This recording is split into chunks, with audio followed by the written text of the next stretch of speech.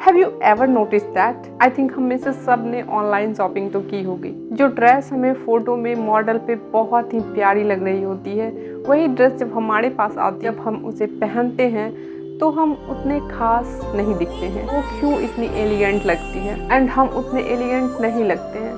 Y? It's all about posture.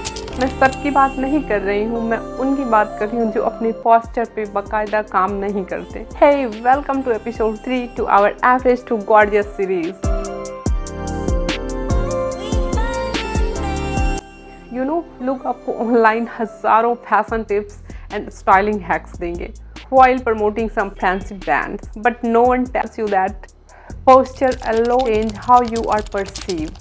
आप चाहे कितनी भी महंगी और एलिगेंट ड्रेस खरीद रहे हो और पहन रहे हो, बट अगर आपके कंधे झुके हुए हैं और आपकी गर्दन झुकी हुई है तो वो महंगा और क्लासी कपड़ा भी ढीला ढाला और ख़राब दिखने लगता है, जिससे आपके ग्रूमिंग, मेकअप और सैलून पे की गई सारी मेहनत और पैसे वेस्ट हो जाते हैं। अपने पोस्चर को इग्नोर करके आप दुनिया को ये सिग्नल देते हैं कि मुझ में कॉन्फिडेंस नहीं है या मैं इस जगह पे कंफर्टेबल नहीं हूँ। यू नो, जब आप किसी पार्टी वगैरह में पहुँचते हो और आपको पोस्चर सही नहीं है तो लोग तुरंत आपको एक हाई वैल्यू वीमेन की जगह एक अंडर कॉन्फिडेंट वीमेन की तरह देखना शुरू कर देते हैं और आपको उसी तरह से ट्रीट करने लगते हैं। तो पेन उठाइए एंड नोट डाउन कीजिए आज का फर्स्ट डूज कि आपको क्या करना है। आपके कंधे थोड़े पीछे और नीचे होते हैं लाइक दिस, और आपके चिन फर्श से बिल्कुल पैरेलल यानी कि नीचे होती है like this.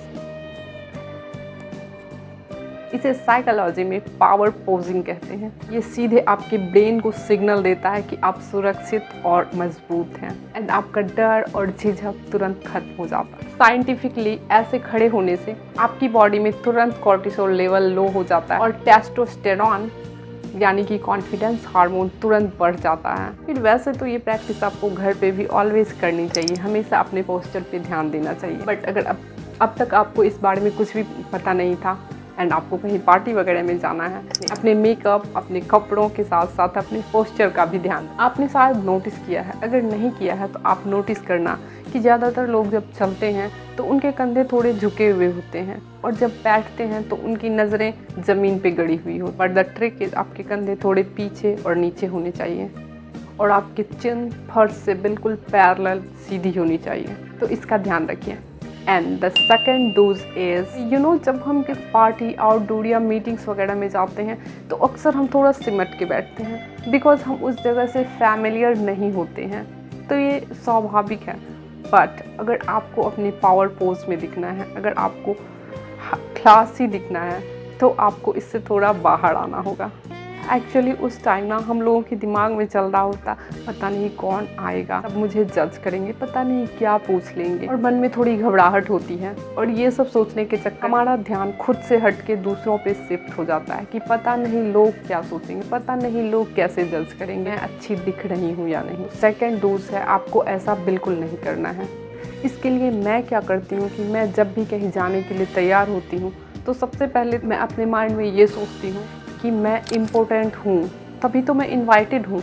And second, focus खुद पे करती हूँ। तो ऑलवेज ना खुद पे फोकस किया करो एंड जहाँ भी जितने भी मोमेंट के लिए आप वहाँ जा रहे हो उस जगह को ऑन करना सीखो। लाइक उस टाइम के लिए you are the honour of this place.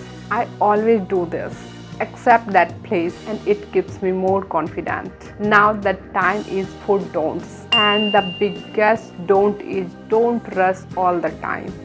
क्या आप भी हमेशा हर काम हड़बड़ी में करती हैं?